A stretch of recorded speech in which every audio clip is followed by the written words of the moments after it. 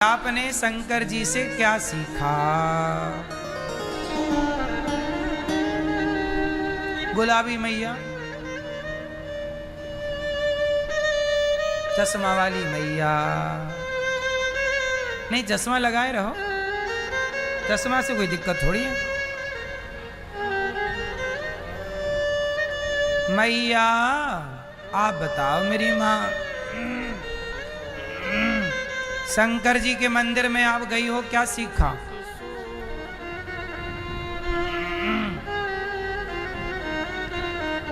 भैया बताओ, आप शंकर जी के मंदिर गए, क्या सीखा? मंदिर जाते सब हैं, सीखते क्या हैं? कुछ नहीं। हम सीखने थोड़ी आए हैं मंदिर, हम तो पानी चढ़ाने आए। हर ओम नमः शिवाय, ओम नमः हर हर महादेव। हे भगवान,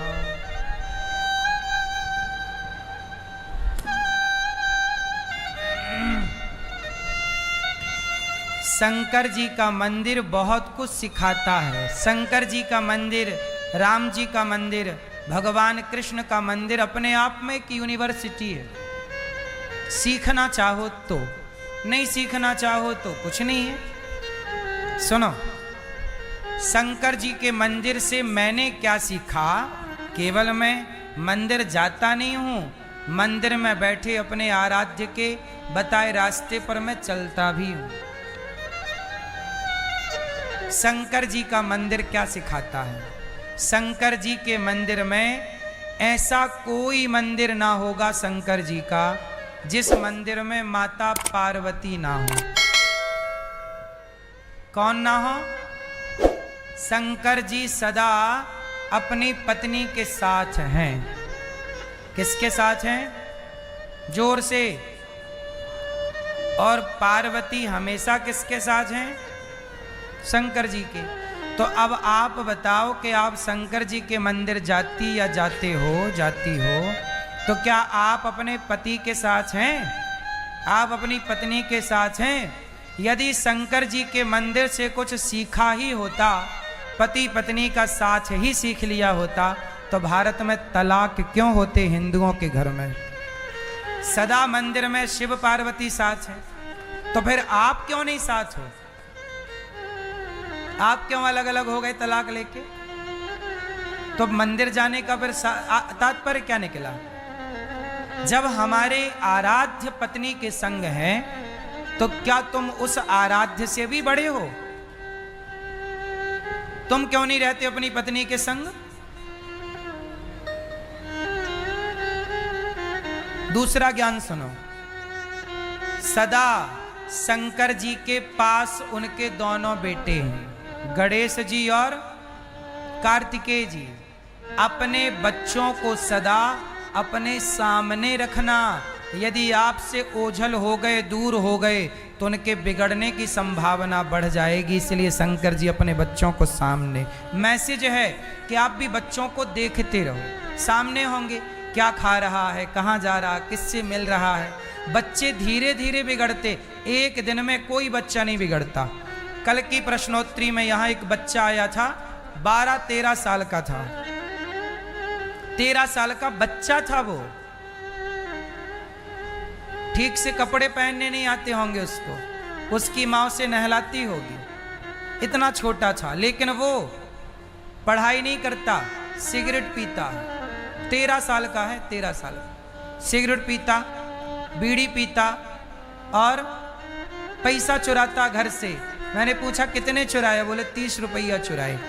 30 में 20 रुपया का खा लिया था और 10 रुपया की बीड़ी खरीदी थी। ये बात उस बच्चे की नहीं है। इससे पता लग रहा है कि हमारे भारत का भविष्य कितने खतरे में है। जब 13 साल का बच्चा अपने घर में चोरी करेगा 30 रुपया की, तो जब ये 13 साल का बच्चा जब 23 साल का बनेगा, तो ये 30 रुपया आज चुरा रहा है, तो 23 साल बाद कितना चुराएगा? तुम्हारे घर में, हमारे घर में फिर डाका कौन डालेगा? उस पैसे के लिए हत्याएं कौन करेगा? यही बच्चे, क्योंकि ये बचपन में भटक गए। और गलती उस समाज की है, हमारी और आपकी गलती है, माता पिता की, मेरी, आप सबकी गलती। कोई भी बच्चा दारू पी रहा है 15 साल का, कोई भी लड़का लड़की गलत जा रही है और समाज उसे चुपचाप देख रहा है, तो बताओ उस लड़के की क्या गलती है? लड़के जवानी तो बिगड़ने के लिए ही होती है। जवानी का नाम दिया है अंधी। जवानी कैसी होती है? अंधी। लड़कपन अंधा है, जवानी अंधी है। अब उन अंधों को रास्ता माँ बाप ना बता पाए, समाज ना बता पाए, तो बताओ गलती उन बच्चों की है या समाज की, जो रास्ता ना बता पाया, जो गलत से सही दिशा ना दे पाए? आप ही बताओ किसकी गलती है? आज समाज जिम्मेदारी निभा रहा है, आज समाज केवल निंदा चुगली करने में लगा है। तुम्हारा बेटा बिगड़ता है तो लोग मजाक उड़ाते हैं। मजाक उड़ाना सही है, क्या आप सुधार नहीं सकते? क्या तुम्हारी जिम्मेदारी नहीं है? यहां कोई बच्चा आता है, बहुत सारी लड़कियां आ जाती हैं यहां भाग के अपने घर से, हम उन्हें समझाते हैं और फिर उनको उनके माँ बाप के हाथ में सौंपते हैं। छोटा बच्चा आता है, बिगड़ जाता, हम समझाते हैं। हम ये थोड़ी कहते हैं कि यार तुम भाग के आ गए हो, चलो तुम सिगरेट पीते हो तो अच्छी बात है, नहीं, हम उसे पूरी जान लगा के समझाते हैं और ऐसा समझाते हैं कि वो बिल्कुल सदा के लिए सुधर जाता है। उसको भी सुधार के भेजा हमने। क्या ये जिम्मेदारी आप सबकी नहीं है? आप लोग क्या करते हैं? हंसते हैं, अरे वो लड़का 13 साल का बीड़ी पी, हंसो।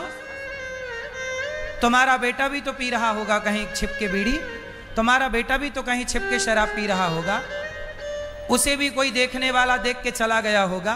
काश देखने वाले ने उसे रोका होता, काश देखने वाले ने उसे टोका होता। जब समाज रोकती और टोकती है ना, तो लोग बिगड़ने के पहले 100 बार सोचते हैं कि यार लोग क्या कहेंगे। अब यहां तो लोग क्या कहेंगे के नाम पर बस ये कहते हैं कि देखो बिगड़ गया। क्यों बिगड़ा? क्यों बिगड़ा? आपने क्यों बिगड़ने दिया? इसलिए शंकर जी का मंदिर ये सिखाता है कि बच्चों को सामने रखो। जब तक वो पूरे संस्कारी ना हो, जब तक पूरे वो जिम्मेदार ना हो, बच्चों को दूर ना करिए, छोड़िए ना, नजरें रखिए। बच्चे माटी होते हैं, कुम्हार के हाथ में माटी होती है, वो उस माटी से घड़ा भी बना सकता है और चिलम भी बना सकता है। यदि माटी की चिलम बन गई तो सारी जिंदगी वो चिलम जलती है, औरों को जलाती है, और घड़ा बन गया तो स्वयं ठंडा रहेगा, औरों की प्यास बुझाता रहेगा। अब आपको डिसाइड करना है कि आप अपने बच्चों को घड़ा बनाना चाहते हैं या चिलम बनाना चाहते हैं।